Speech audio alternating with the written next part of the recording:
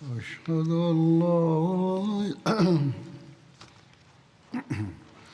أشهد أن لا إله إلا الله وحده لا شريك له وأشهد أن محمدا عبده ورسوله أما بعد فأعوذ بالله من الشيطان الرجيم بسم الله الرحمن الرحيم الحمد لله رب العالمين الرحمن الرحيم مالك يوم الدين إياك نعبد وإياك نستعين اهدنا الصراط المستقيم صراط الذين أنعمت عليهم غير المغضوب عليهم ولا الضالين.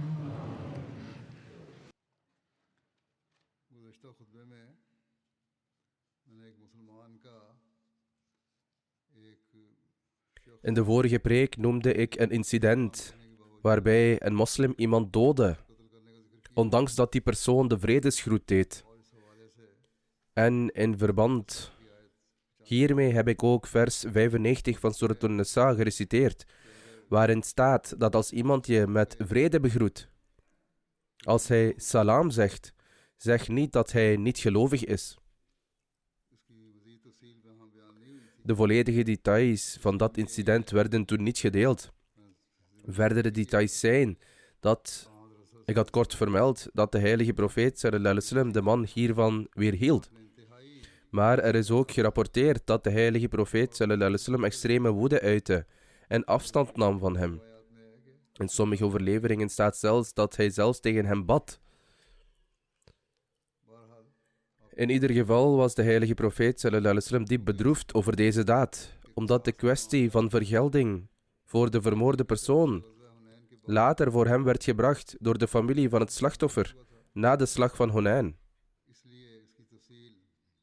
Daarom zal het volledige verslag van het incident bij die gelegenheid gedeeld worden, als God het wil. In ieder geval beschouwde de heilige profeet sallallahu alaihi wasallam dit als een afschuwelijke misdaad.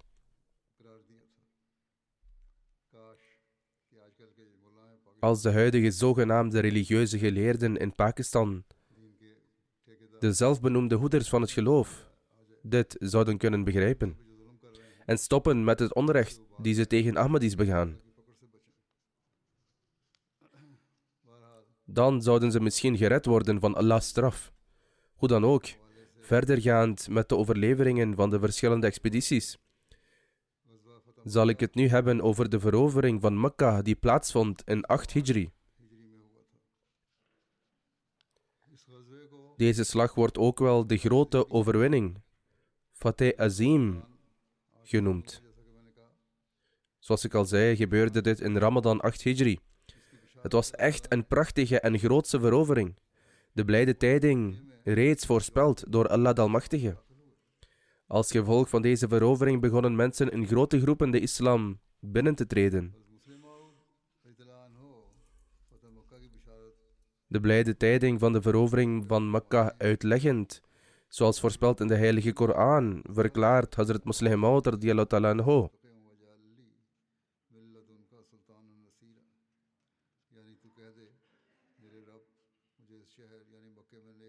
En zeg, mijn Heer, maak mijn binnenkomst in deze stad, namelijk Mekka, een goede binnenkomst.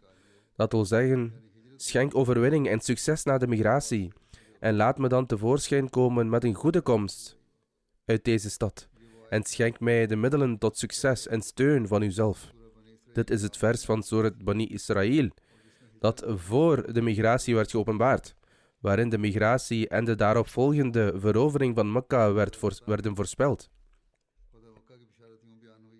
In Surat al-Fath is de blijde tijding van de verovering van Mekka als volgt vermeld.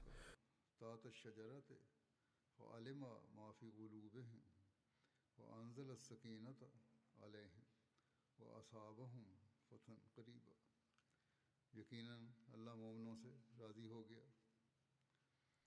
Betekenis: voorwaar, Allah was tevreden met de gelovigen toen zij trouw aan u zwoeren onder de boom. En hij wist wat in hun hart was en hij zond rust over hen neder. En hij beloonde hen met een overwinning dichtbij.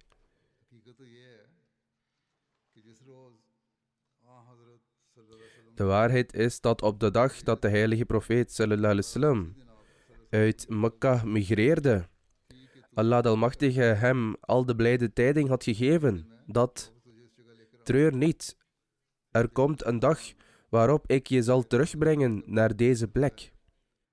Inderdaad, er wordt vermeld dat het volgende vers werd geopenbaard tijdens de migratie.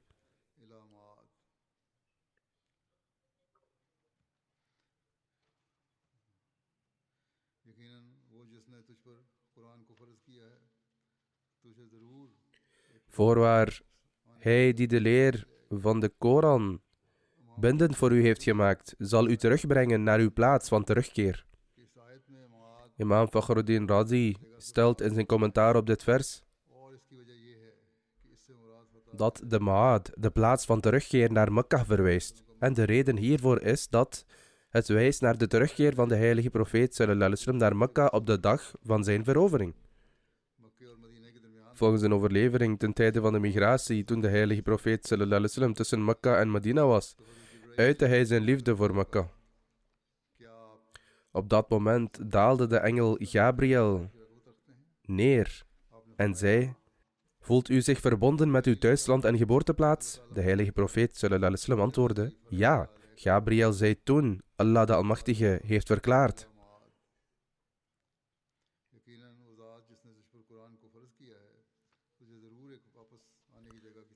voorwaar, hij die u de leer van de Koran bindend voor u heeft gemaakt, zal u terugbrengen naar uw plaats van terugkeer. Dat wil zeggen, Allah zal de heerschappij over de Quraysh schenken en u terugsturen naar Mekka. Want de heilige profeet sallallahu alaihi wasallam was in Mekka, verliet het vervolgens en keerde uiteindelijk terug. En deze belofte kon niet van toepassing zijn op een andere plaats dan Mekka.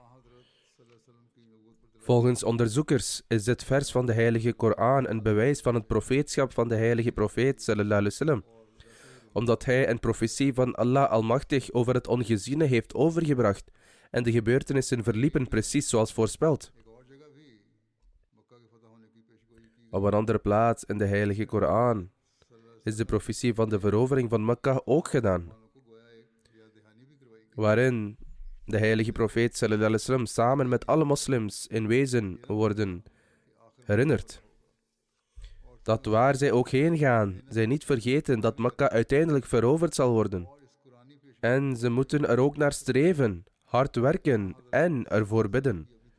En in het licht van deze profetie uit de Koran kunnen we zeggen dat een van de doelen en centrale doelstellingen van alle veldslagen en militaire expedities van de heilige profeet sallallahu alaihi wasallam tot nu toe de verovering van Mekka was. Daarom, terwijl hij deze grote profetie van de Koran vermeldt,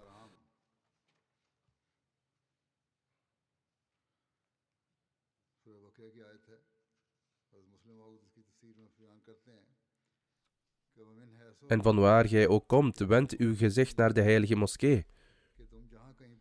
Dit is een vers uit Surat al-Baqarah.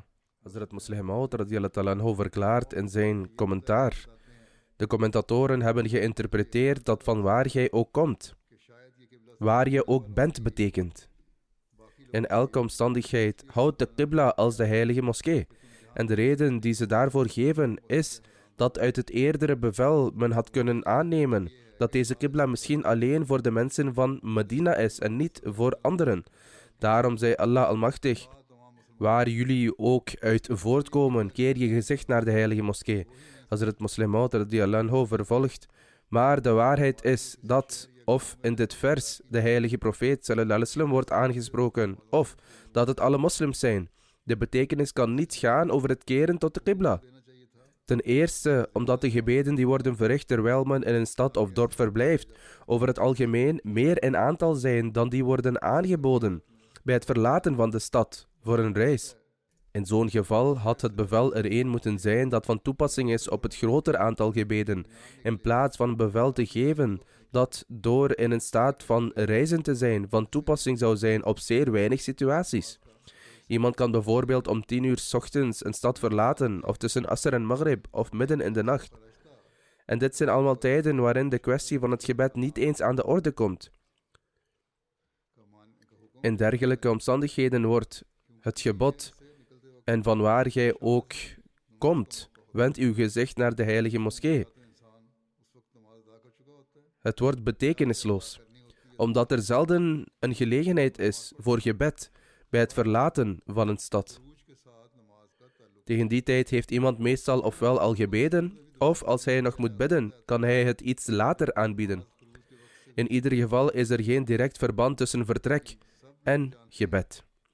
Bovendien konden deze betekenissen alleen als geldig geaccepteerd worden als er een gebed was dat specifiek verbonden was aan het moment van vertrek. Maar iedereen weet dat geen enkel gebed gebonden is aan het moment van vertrek. In zo'n geval is het toepassen van dit vers op het vertrekken voor een reis absoluut niet correct. Nog een argument dat bewijst dat vanwaar gij ook komt niet verwijst naar het wenden tot de qibla tijdens het gebed, is dat tijdens het reizen zelfs het concept van richting soms niet meer van toepassing is. En overal waar het gezicht wordt gekeerd, kan gebed worden aangeboden. Als iemand bijvoorbeeld niet van een rijdier kan afkomen, dan is het bewezen uit de heilige Koran en de praktijk van de heilige profeet sallallahu alaihi wasallam dat in zo'n geval welke richting hun gezicht ook gedraaid is, ze in die richting mogen bidden. Als iemand gebeden aanbiedt tijdens het reizen, dan is waar iemands gezicht toevallig naar kijkt toegestaan. Of het nu naar de qibla is of ergens anders. Op zulke momenten is de kwestie van richting niet aan de orde. Oost, west, noord en zuid worden allemaal hetzelfde. Het brandpunt van iemands hart zou alleen naar de heilige Kaaba gericht moeten zijn. Tijdens het bidden moet je alleen denken dat je aandacht naar de heilige Kaaba is. Tegenwoordig, als je in een trein zit, is er ook geen vaste richting, omdat de trein soms naar het noorden draait, soms naar het zuiden, soms oost en soms west.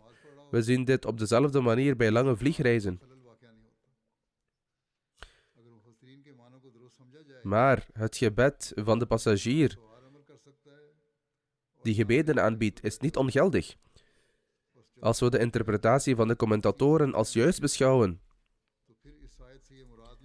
dan kan iemand die op een dier rijdt niet handelen naar dit gebod, nog iemand die in een trein zit. Dus wanneer de richting niet vast blijft tijdens het vertrek, hoe kan het dan juist zijn om dit vers zo te interpreteren, dat waar je ook vertrekt, wend jezelf naar de Kaaba in gebed?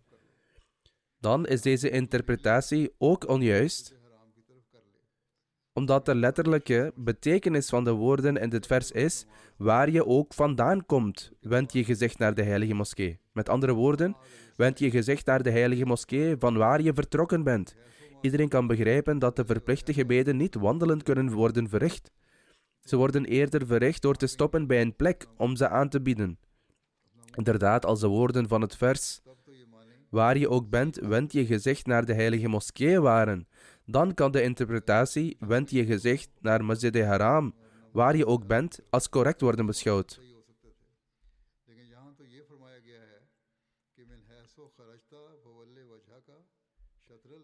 Dan kan de interpretatie, wend je gezicht naar Masjid-e-Haram, waar je ook bent, als correct worden beschouwd. Maar de woorden hier zijn, van waar gij ook komt. Keer uw gezicht naar de heilige moskee. Wat betekent, o Mohammed, de boodschapper van Allah, sallallahu alaihi wasallam, of o gij moslims, waar gij ook vandaan gaat, keer je gezicht naar de heilige moskee.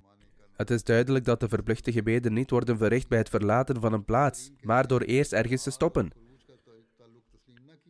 Daarom wordt het duidelijk dat, om dit te interpreteren als het aanbieden van gebed, op alle fronten onjuist is.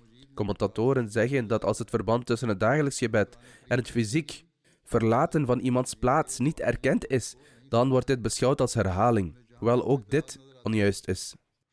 De enige reden waarom ze dit als herhaling zien, is omdat ze de ware interrelatie tussen de verschillende onderwerpen in de heilige Koran niet hebben begrepen. Overal waar zij een schijnbaar conflict zien in de Koran, nemen ze onmiddellijk hun toevlucht tot discussie over abrogatie, verbergend achter de gewoonte om te zeggen dat het ene vers wordt opgeheven vanwege het andere, door te proberen zichzelf te verlossen van academische verantwoordelijkheid. Hoewel als de realiteiten van de heilige Koran die de beloofde Messias al-Islam aan de wereld heeft laten zien in gedachten worden gehouden, zouden ze geen herhaling zien. Nog zou het nodig zijn om sommige versen als afgeschaft te verklaren. Het is een feit dat toen de boodschapper van Allah sallallahu alaihi wasallam verdreven werd uit de gezegende stad Mekka, de vijanden van de islam de gelegenheid hadden om op dat moment bezwaar te maken. Aangezien jij de beloofde bent in vervulling van het Abrahamitische gebed en dus verbonden bent met de heilige Kaaba, waarom werd jij uit Mekka verdreven? Hoe kun je de ware manifestatie van het Abrahamitische gebed zijn, nu dat je uit Mekka verdreven bent? Het is in antwoord op dit bezwaar dat de Almachtige God de woorden aankondigde: van waar gij ook komt, wend uw gezicht naar de heilige moskee, dat, o Mohammed, boodschapper van Allah, sallallahu alaihi wasallam, jouw verdrijving uit Mekka is slechts tijdelijk. We beloven je dat we je opnieuw de kans zullen geven om terug te keren, en dat je in feite overwinnaar zal worden over Mekka. Maar zoals de goddelijke manier is met Gods beloften aan zijn dienaren, verwacht hij ook dat ze ernaar zullen streven om het te vervullen. Het is niet zo dat God hen iets belooft en ze dus op hun handen zitten en niets doen om deze goddelijke belofte te vervullen, denkend dat nu God een belofte heeft gedaan, hij het helemaal zelf zou vervullen. Wat hebben wij nodig om deel te hebben aan de vervulling ervan? Opdat mensen niet zo gaan denken. De Almachtige God deed een belofte aan het volk van Mozes al-Islam dat zij het land Kanaan zouden krijgen. Profeet Mozes al-Islam ging op weg met zijn volk er naartoe. Toen zij het bereikten, zei hij tegen zijn volk: gaat heen en strijd en verovert dit land. Maar het volk van Mozes al-Islam maakte de fout te denken dat aangezien de Almachtige God ons dit land heeft beloofd, zal hij het zelf vervullen en aan ons overdragen. Als wij dit land veroveren, wat hebben we dan aan Gods belofte? Omdat de Almachtige God de belofte heeft gedaan, zou hij het zichzelf moeten vervullen. We hoeven hier geen moeite voor te doen. Dus zij antwoorden Mozes a.s.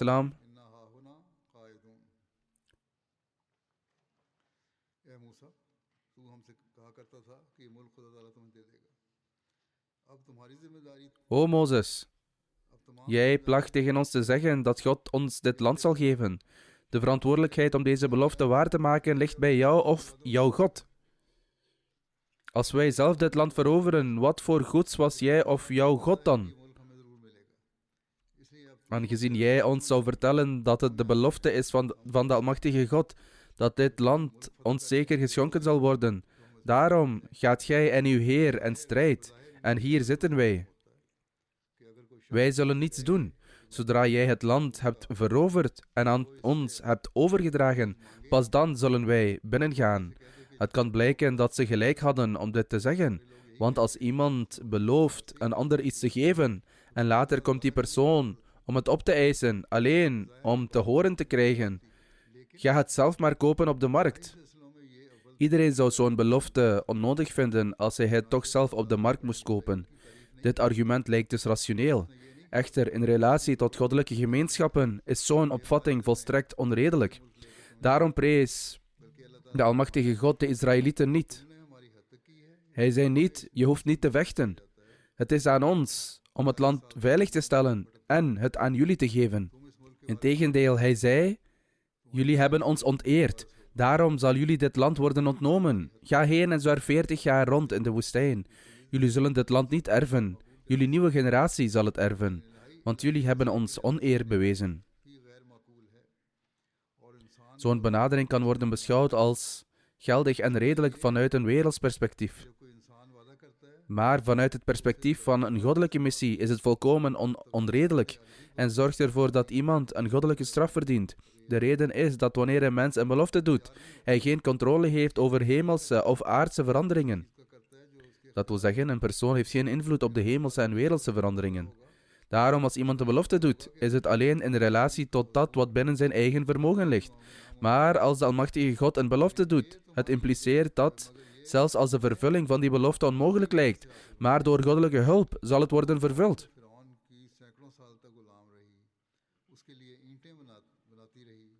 De natie die eeuwenlang door de farao tot slaaf was gemaakt, die bakstenen voor hem maakten en hout voor hem hakten en de meest vernederende taken uitvoerden. Hoe konden ze zo'n groot land veroveren, dat geregeerd werd door een machtige natie zoals het volk van Ad? Het was niet gemakkelijk om dit land te verkrijgen.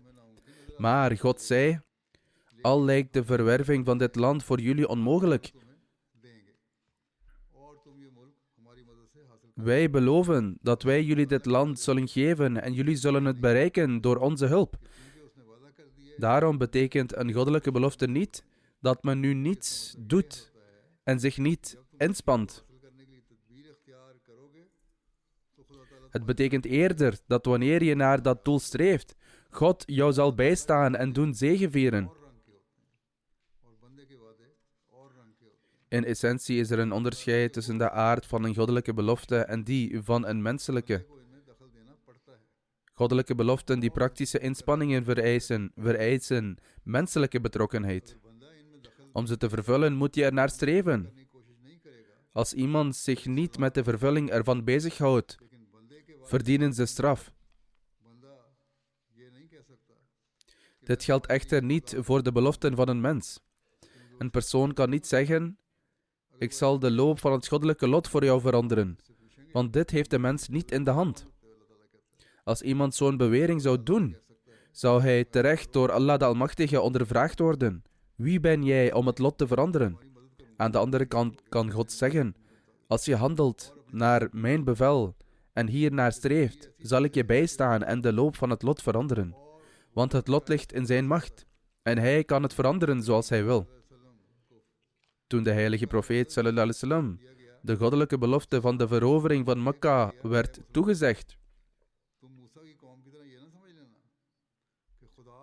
de moslims werden hiernaast ook gewaarschuwd. O moslims, wees niet zoals het volk van Mozes, die dachten dat omdat God hen de overwinning had beloofd, hij het zelf zou vervullen en zij zouden geen inspanning van hun kant hoeven te doen.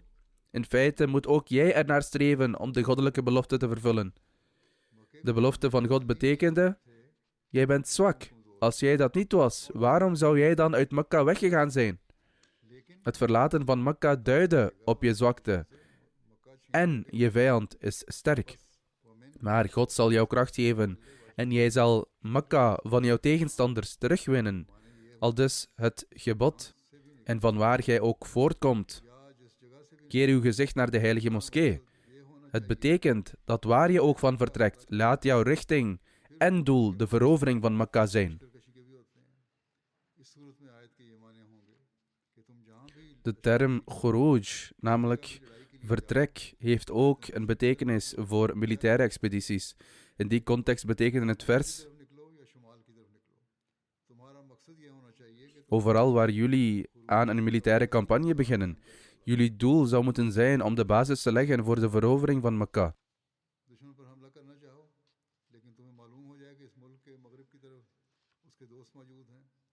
Als je bijvoorbeeld van plan bent om een vijand vanuit het zuiden aan te vallen, maar hoort dat ze bondgenoten hebben in het westen die een aanval vanuit de achterhoede kunnen doen, dan is eerst het westen aanvallen in essentie een voorbereidende stap op weg naar de zuidelijke campagne. Op dezelfde manier als hun bondgenoten zich in het noorden bevinden en je hen eerst aanvalt, dient ook dit het oorspronkelijke doel om diegenen in het zuiden te verslaan. Met betrekking tot dit principe zegt Allah de Almachtige: O moslims, in elke expeditie tegen een volk, land of gebied, laat jullie ware doel van jullie richting naar de verovering van Mekka zijn. Omdat Allah jullie de overwinning ervan wil schenken. Dus als we de veldslagen en expedities van de heilige profeet sallallahu alaihi wasallam bestuderen, wordt dit principe duidelijk. Het overkoepelende doel van al zijn militaire expedities was niets anders dan de uiteindelijke verovering van Mekka. In welke strijd dan ook, hij voelde dat de vervulling van dit doel verloren ging. Of wanneer een strijd met een bepaald volk de verovering van Mekka dreigde te vertragen, zou de heilige profeet sallallahu alaihi wasallam zich volledig onthouden. Zelfs als hij werd geprovoceerd. Veel stammen daagden hem uit en gedroegen zich provocerend. Maar de heilige profeet sallallahu alaihi wasallam reageerde altijd met geduld en verdraagzaamheid. Echter, als een stam hen uitdaagde wiens nederlaag de weg naar Mekka zou vrijmaken, aarzelde hij niet om te handelen. Inderdaad, een analyse van alle islamitische veldslagen onthult een diepe, goddelijke geleide wijsheid achter hen. Vooral die voorafgaand aan de verovering van Mekka, wiens enige doel was om de weg vrij te maken voor die overwinning. Had het vers gewoon bedoeld, waar je ook bent, wend je gezicht naar de Qibla, dan, zoals eerder vermeld, de woorden van waar je ook gaat, zouden niet zijn gebruikt. In plaats daarvan had het moeten zijn, waar je ook bent, wend je naar de richting van de Qibla.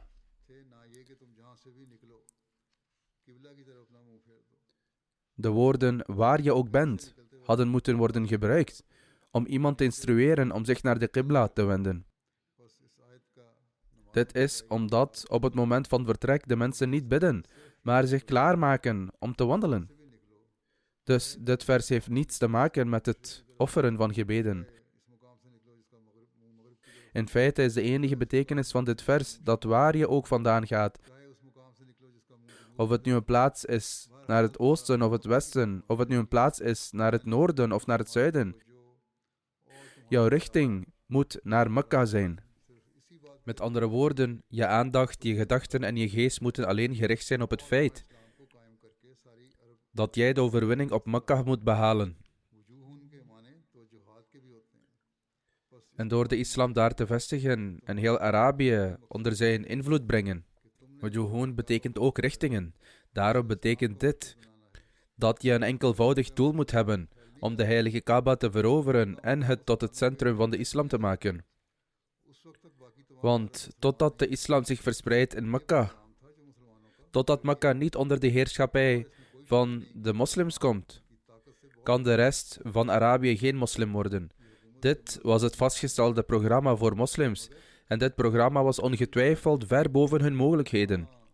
Hoewel er geen formele regering was in Arabië, was er ook geen complete wetteloosheid. Er waren verschillende koningen aan verbonden die pakten en dergelijke sloten. Evenzo, hoewel Mekka niet formeel werd bestuurd, was het de hoofdstad van een natie die 1,5 tot 2 miljoen inwoners had. De omringende stammen keken ernaar en beschouwden hun beslissingen en wetten als bindend. Dan, volgens die tijd, was het een zeer grote stad, met 15.000 tot 16.000 inwoners. En niet alleen in deze stad, maar alle 1,5 tot 2 miljoen mannen van de bevolking van de natie waren soldaten en zeer bedreven in oorlogvoering. Ze waren vechters, dapper en twistziek, en het was niet gemakkelijk voor de moslims om hen te bestrijden. Op het moment dat dit vers werd geopenbaard aan de heilige profeet sallallahu alaihi wasallam, hadden de moslims slechts 400 tot 500 soldaten, of hoogstens 1000. Inclusief vrouwen en kinderen zouden ze in totaal 11.000 of 12.000 hebben geteld. De moslims hadden niet meer aantallen dan dit, en hun militaire kracht was niet noemenswaardig. Maar toch, ondanks dat de moslims in een zeer zwakke staat waren, geen aantallen hadden die zelfs te vergelijken waren met de ongelovigen, niet bewapend waren en geen militaire macht hadden in vergelijking met de ongelovigen. Allah, de Almachtige, stelde een uitdaging aan de ongelovigen, dat hoewel ze de moslims als klein in aantal zagen, als zwak en machteloos, diezelfde moslims zouden op een dag hun land veroveren en hun hoofdstad overnemen. Zij zouden zo'n overwinning behalen dat zij daar de wetten van de islam zouden invoeren en het ongeloof volledig uitroeien uit het land Arabië.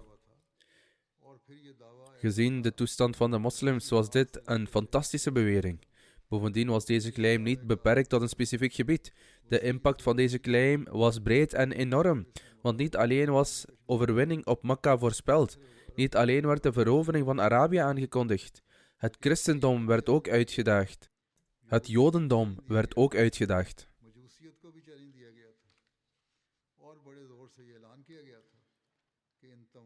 Magisme werd ook uitgedaagd. En er werd met grote oprechtheid aangekondigd dat islam al deze religies zou overwinnen en zegevierend worden over de hele wereld. Dit was een fantastische claim. Daarom noemden de ongelovigen de heilige profeet sallallahu alaihi wasallam gek, na'udhu billah, God verhoede, en beschouwden ook de metgezelling gek, omdat ze geen wereldse middelen konden zien voor de vervulling van de claim die zij maakten. De realiteit is echter dat om buitengewone dingen te laten gebeuren, totdat een bepaalde toestand niet in elke persoon tot stand komt, wat in bepaalde omstandigheden in medische termen als monomanie wordt gezien, volledig gefocust zijn op één enkel ding, totdat hij al het andere niet vergeet, totdat een soort constante onrust en onbehagen niet ontstaat. En zolang hij geen uitgesproken passie ontwikkelt voor buitengewone werken, kan hij nooit succesvol zijn in deze ondernemingen. Het is precies deze zaak waar de heilige Koran de aandacht heeft gevestigd in dit vers, dat je al het andere vergeet en dit tot je enige doel maakt.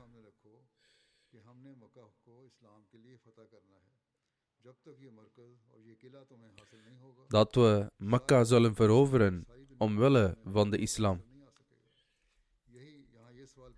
Tot dit centrum en dit fort niet wordt verkregen, zal jij de overwinning niet behalen in heel Arabië, noch in de hele wereld. Hier rijst de vraag waarom Allah de Almachtige zei dat en vanwaar jij ook komt, keer uw gezicht naar de heilige moskee. In plaats van te zeggen in welke richting je ook aanvalt, blijf gefocust op de heilige moskee. Het antwoord is dat het op het moment van vertrek is dat de beslissing wordt genomen over het doel van de aanval. Het is niet zo dat men eerst begint met vechten en pas later over het doel nadenkt. Aangezien het doel hier was om de aandacht te vestigen om de verovering van Mekka in gedachten te houden, zei Allah dat op het moment van vertrek overweeg de gevolgen van jouw strijd op de verovering van Mekka. Als die strijd niet nuttig is voor de verovering van Mekka, laat het dan varen. Dit mag echter niet zo worden opgevat dat de islam zijn volgelingen toestemming geeft voor een offensieve oorlog, omdat de geschiedenis kan getuigen dat gevechten tegen de ongelovigen al waren begonnen, voordat dit vers werd geopenbaard. We moeten ook onthouden dat, en vanwaar gij voortkomt, alleen gericht is aan de heilige profeet sallallahu alaihi wasallam. Omdat er geen noodzaak meer zou zijn om Mekka op dezelfde manier te veroveren na de heilige profeet sallallahu alaihi wasallam. Want er zou geen aanval komen tegen Mekka na hem. Integendeel, het moest volledig onder controle van moslims blijven. Met andere woorden, dit was een voorspelling voor de toekomst, dat Mekka nooit meer fysiek veroverd zou worden, omdat een effectieve gemeenschap tot stand zou worden gebracht, die de suprematie van Mekka zou handhaven. En het zou altijd onder de controle van de moslims blijven. Dit commentaar en deze inleiding waren nodig, omdat de komende vermelding van de incidenten met betrekking tot de verovering van Mekka gemakkelijker te begrijpen zal zijn met deze achtergrond. De rest zal in de toekomst worden vermeld, inshallah. Op dit moment zal ik ook een martelaar noemen en zijn begrafenisgebed leiden na het gebed. Dr. Sheikh Mohammed Mahmoud Sahib van Sargodha, zoon van Sheikh Mubashir Ahmed Sahib uit Delhi. Tegenstanders van Ahmadiyyat openden het vuur en martelden hem op 16 mei. Inna lillahi wa inna ilayhi raji'un. Volgens de details, op de dag van het incident keerde Dr. Sahib met zijn familie terug van het aanbieden van het vrijdaggebed naar het Fatima ziekenhuis in Sargodha, waar hij werkte. Hij ging het ziekenhuis binnen, ging de hoofdingang voorbij en bereikte de gang aan de overkant van de spoed en liep naar zijn kamer. Toen een persoon die al daar was en hem gevolgd had, een pistool uit een boodschappentas haalde en hem in de rug schoot. Hij werd geraakt door 2 kogels die door hem heen gingen. Hij werd onmiddellijk naar het burgerziekenhuis gebracht. Hij kon echter de wonden niet verdragen, waardoor de gerespecteerde Dr. Sahib een martelaar werd. Inna lillahi wa inna ilayhi raji'un. Na het incident zwaarde de aanvaller met zijn wapen, vluchtte buiten het ziekenhuis op een motorfiets, vergezeld door een handlanger. Op het moment van het martelaarschap was de overledene 59 jaar oud. Ahmadiyyat werd geïntroduceerd in de familie van de martelaar via de broer van zijn overgrootvader, Hazrat Sarfraz Hussain Dehlvi Sahib radiyallahu anhu, die de eer had Ahmadiyyat te accepteren door trouw te zweren aan de beloofde Messias al-Islam. Vervolgens beloofde de overgrootvader van de martelaar, gerespecteerde Babu Jaz Hussain Dehlvi Sahib, ook trouw door invloed van zijn broer. Zowel de overgrootvader van de martelaar Babu Jaz Hussain Sahib en grootvader Babu Nazir Ahmed Sahib hadden de eer om achtereenvolgens als amirs van de Jamaat in Delhi te dienen. De martelaar voltooide zijn FSC-examens aan het FC College Lahore, schreef zich vervolgens in aan het Rawalpindi Medical College en behaalde een MBBS-diploma in 1990. Na het behalen van zijn MBBS slaagde hij voor het examen van de Punjab Public Service Commission en diende 4 jaar in het Service Hospital en het Jinnah ziekenhuis in Lahore. In 1998 werd hem het lidmaatschap van het Royal College of Physicians UK geschonken en in 2021 werd hij geëerd met een fellowship van dezelfde instelling. De overleden martelaar verhuisde in 2001 naar Sargodha, vooral gemotiveerd door een verlangen om de mensheid te dienen. Hij werd de eerste specialist in lever- en maagziekten in het district Sargodha. In Sargodha ging hij naar een privéziekenhuis, waar hij een uitstekende relatie had met de eigenaar van het ziekenhuis. De eigenaar had een politieke achtergrond en was van plan mee te doen aan de verkiezingen voor de Nationale Vergadering in 2018. Geconfronteerd door bedreigingen van de religieuze geestelijken, werd de eigenaar gedwongen om de dokter te vragen het ziekenhuis te verlaten en dat hij daar niet langer kon werken. Bijgevolg vertrok dokter Sahib en ging naar een ander ziekenhuis.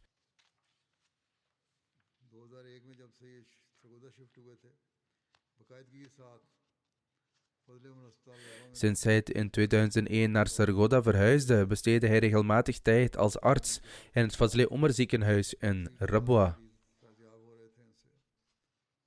Allah de Almachtige had hem begiftigd met het vermogen om te genezen en veel patiënten hadden aanzienlijk baat bij zijn behandeling.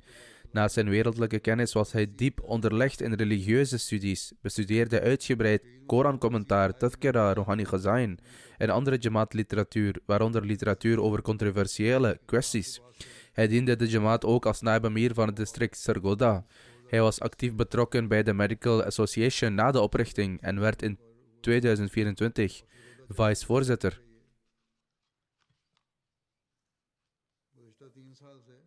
Hij was ook voorzitter van de Jamaat in Sargodha.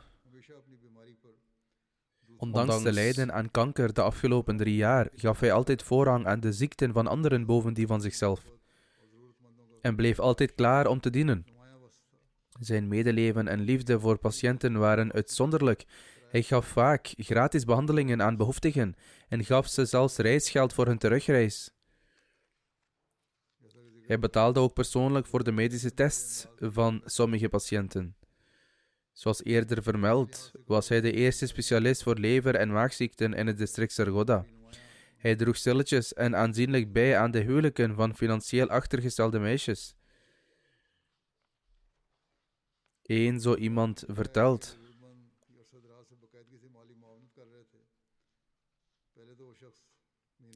dat dokter Sahib hem regelmatig gedurende een lange periode financieel bijstond. Aanvankelijk bezocht deze persoon 1 of 2 keer per maand, maar begon geleidelijk om de 2 of 3 dagen te bezoeken. Ondanks deze toegenomen frequentie bleef dokter Sahib hem steunen, bij een gelegenheid toen deze persoon een onredelijke eis stelde. Dokter Sahib, die normaal gesproken nooit boos werd en een zacht karakter had, sprak onbedoeld hard. Dankzij zijn aangeboren karakter en vroomheid bleef hij de hele nacht onrustig door streng te spreken en belde de persoon de volgende dag, verontschuldigde zich oprecht en gaf aanzienlijke financiële steun. Hij vereerde de oudsten van de Jamaat zeer en reisde vaak speciaal naar Rabwa om patiënten te behandelen wanneer dat nodig was.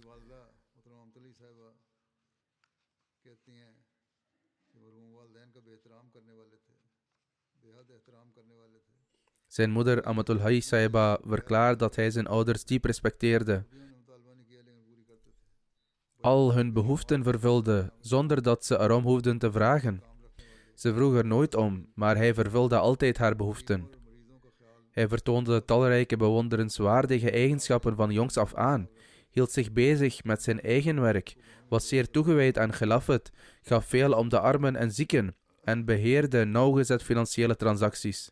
Hij hield de hele familie bij elkaar. Zijn vrouw, Amatul Noor Sahiba, vermeldt: hij adviseerde hun kinderen voortdurend om verbonden te blijven met de Jamaat. Zijn toewijding aan Khilafat was buitengewoon. Hij luisterde regelmatig naar preken en noteerde nauwgezet punten in een schrift. Een praktijk die weinigen, ook levend toegewijden, consequent volgen. Hij noteerde punten uit de vrijdagpreek, zodat hij er zijn voordeel mee kon doen.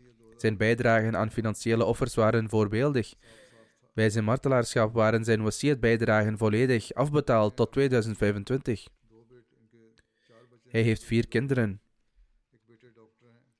waaronder 2 zonen, van wie er 1 arts is, en 2 dochters. Zijn zoon, Dr. Basir, vertelt hoe hij altijd de nadruk legde op het onderhouden van een sterke band met Khilafat.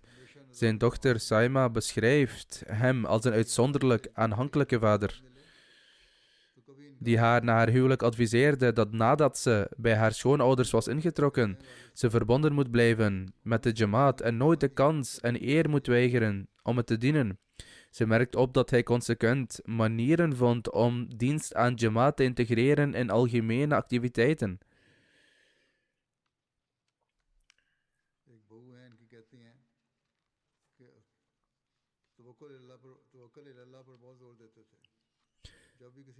Een schoondochter van hem herinnert zich hoe sterk hij het vertrouwen in Allah benadrukte. Wanneer hij om advies werd gevraagd, begon en eindigde hij zijn advies met gebeden. Zijn zus merkte op dat hij diep verontrust was door de oppositie tegen de Jamaat. Hij verrichtte dagelijks consequent vrijwillige gebeden en tahajjud.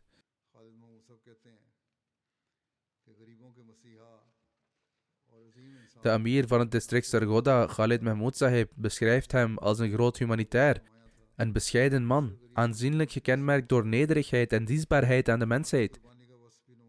Meestal gaf hij het honorarium van de armere patiënten terug.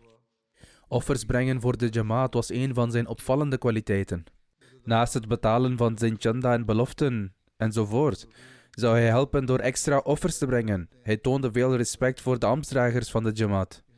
Zubair Sahib, de missionaris van Sargodha Jamaat, zegt: een zeer dierbaar persoon is van ons heen gegaan,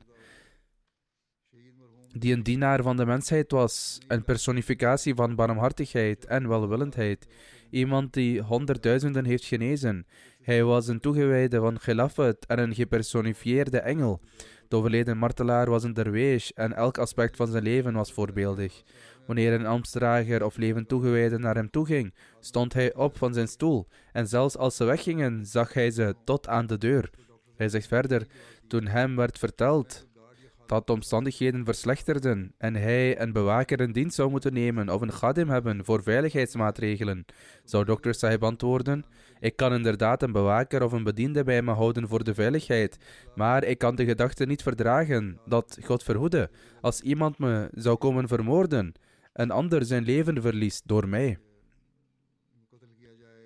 Hoewel de tegenstanders folders door het hele district uitdeelden, aanzetten dat hij de dood en een dergelijke straf verdiende, heeft hij nooit acht geslagen op dergelijke bedreigingen. De lijst die de tegenstanders hadden opgesteld van Ahmadis, die het doelwit zouden worden, had Dr. Sahib's naam helemaal bovenaan.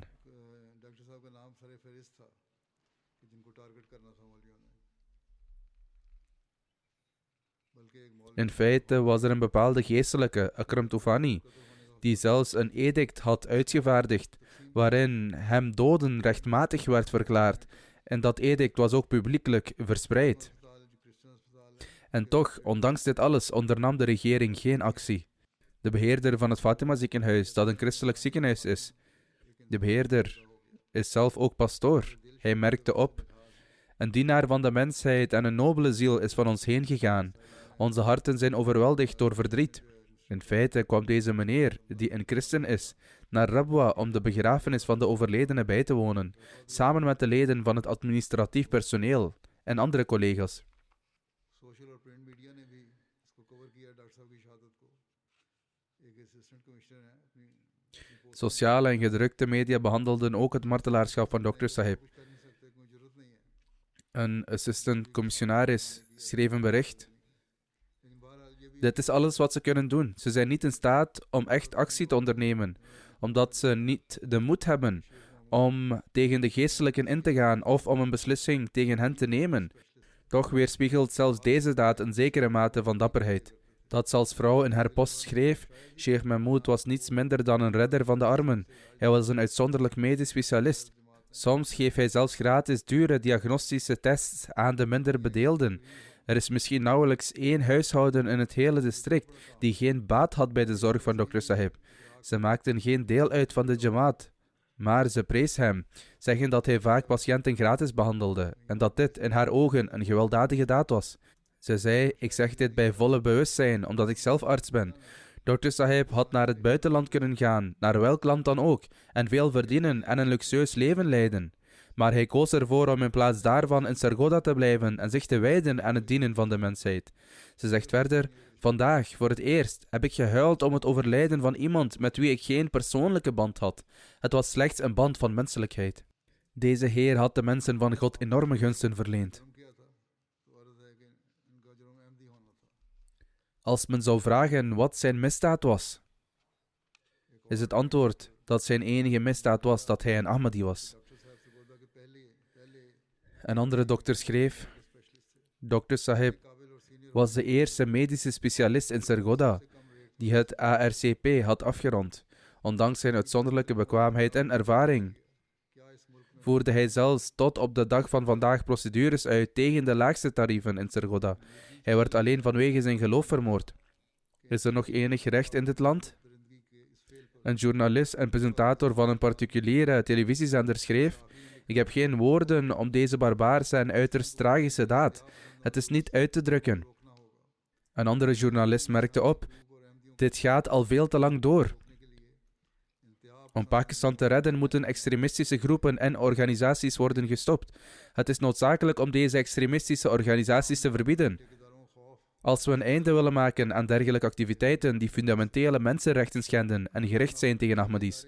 Er is zoveel angst voor deze zogenaamde hoeders van het geloof, dat zelfs de overheid, wetshandhavingsinstanties en de rechtbanken machteloos tegenover hen staan. Mogen Allah de Almachtige snel de middelen brengen om ze te grijpen. जल्द अब इनकी पकड़ के सामान करे और मुल्क को बचाने के लिए ज़रूरी है कि इनसे अब छुटकारा हासिल किया जाए Het is nu noodzakelijk om volledig van hen af te zijn om het land te redden. इन नाम नेहाद मजहबी लोगों के जो हकीकत में Omdat deze zogenaamde religieuze mensen, ये लोग तो मुल्क को तबाह करने die in feite extremisme uitoefenen in de naam van religie, erop uit zijn om het land te vernietigen. हर जगह हर एक जो इनके खिलाफ है उस पर हमला करते हैं बहरहाल Ze vallen iedereen aan die tegen hen is. और उसकी तरफ उसका हक हमें पूरा अदा करने की कोशिश Hoe dan ook, onze smeekbeden zijn alleen voor Allah de Almachtige. En daar moeten we recht aan doen. Mogen Allah de Almachtige de rangen van de overleden martelaar verhogen. हैं बड़ी उम्र की वालदा हैं इनकी En zijn dierbaren geduld en standvastigheid schenken. इनकी बीवी और Hij laat zijn bejaarde moeder achter. Mogen Allah de Almachtige haar verdriet verzachten. Mogen Allah de Almachtige zijn vrouw en kinderen in zijn bescherming en veiligheid houden.